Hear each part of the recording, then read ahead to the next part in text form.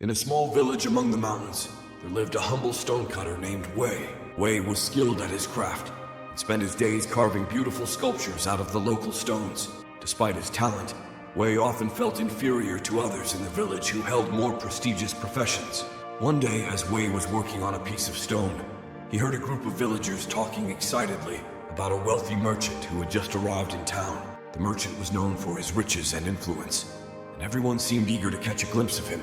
Intrigued, Wei decided to visit the marketplace to see this wealthy merchant for himself. As he watched the merchant surrounded by admirers, Wei couldn't help but feel envious. He wished he could be as wealthy and respected as the merchant. Feeling disheartened, Wei returned to his workshop and continued to carve his stone.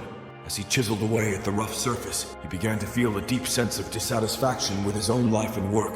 Suddenly, a gentle voice spoke to him.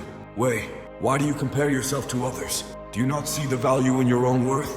Wei looked around but saw no one. He realized the voice came from within him, from a part of himself he had long ignored. Deep in thought, Wei began to reflect on his life and his talents.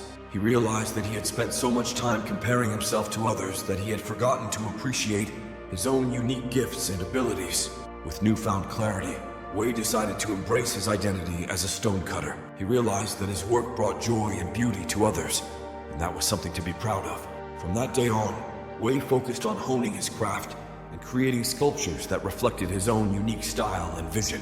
As he poured his heart and soul into his work, his sculptures began to gain recognition and admiration from the villagers. One day, a traveler passing through the village was captivated by Wei's sculptures and offered to buy them at a generous price. Word spread about Wei's talent.